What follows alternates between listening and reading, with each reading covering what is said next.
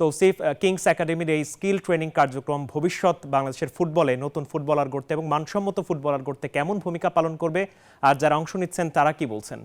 মাহমুদুল, আপনাকে ধন্যবাদ। সকাল থেকেই এখানে আজকে এইজ গ্রুপের প্র্যাকটিসটা শুরু হয়ে গেছে। বসুন্ধরা কিংস একাডেমির একে একে যত ছোট ছোট বাচ্চারা আছে থেকে 11 থেকে 14 বছর সবাই কিন্তু এখানে উপস্থিত হয়েছেন। সকাল থেকে কোচ আমাদের নিপু ভাই আসার আগেই দেখেছি আমাদের বাচ্চাদের একটা নিজেদের মতো একটা ফ্রি সেশন তারা সেরেছে। তারপরে একে একে তার কোচ এসেছেন, তাদেরকে ওয়ার্ম আপ সেশনে যুক্ত করেছেন। তারপর কিছু অভিভাবকদের সাথে কথা হলো। যেটা আশ্চর্যের বিষয় যে ময়মনসিংহ থেকে 3 জন বাবা তাদের সন্তানদের নিয়ে প্রতিনিয়ত শুক্রবার শনিবার সময় করে এখানে চলে আসেন এবং বসুন্ধরা এই স্পোর্টস সিটির এই একাডেমিতে নিজেদের ছেলেদেরকে ভর্তি করিয়েছেন যেন তারা নতুন প্রজন্মের ফুটবলার বানাতে পারেন তাদের সন্তানদের। সেই আশা নিয়ে কিন্তু সেই ময়মনসিংহ থেকে তারা চাকরি শেষ করে বৃহস্পতিবার চাকরি শেষ করে শুক্রবার শনিবারের জন্য সেই স্লট নিয়ে এখানে চলে আসেন।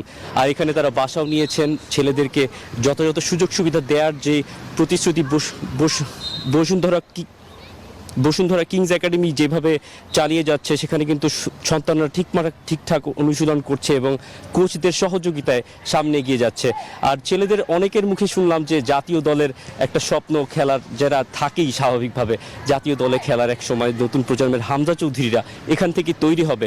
বাবা মারা আরও জানিয়েছেন যে বসুন্ধরা কিংসের মতো যদি অন্যান্য ক্লাবগুলোও এইভাবে একাডেমি প্রচেষ্টা শুরু করে তাহলে একটা প্রতিযোগিতামূলক একটা অবস্থান তৈরি হবে এবং ছোট ছোট শিক্ষার্থীরা তাদের পড়াশোনার পাশাপাশি ফুটবল খেলা শিখে অনুশীলন চালিয়ে গিয়ে পাইপলাইনটা বাংলাদেশের খুবই স্ট্রং হয়ে যাবে একদিন। এবং বাংলাদেশের ফুটবলে একদিন নতুন প্রজন্মের এই যে বাচ্চারা আছে এরাই কিন্তু নেতৃত্ব দিবে। সেখান থেকে হামজা চৌধুরী, জামাল ভুঁইয়াদের পরের প্রজন্মরা এখানে একাডেমিতে অনুশীলন করছেন, সবাই সুযোগ সুবিধা পাচ্ছেন। আর কোচদের আশ্বাস যে এখান থেকেই হয়তো উঠে আসবে নতুন প্রজন্মের হামজা চৌধুরীরা। ধন্যবাদ আপনাকে মাহমুদুল।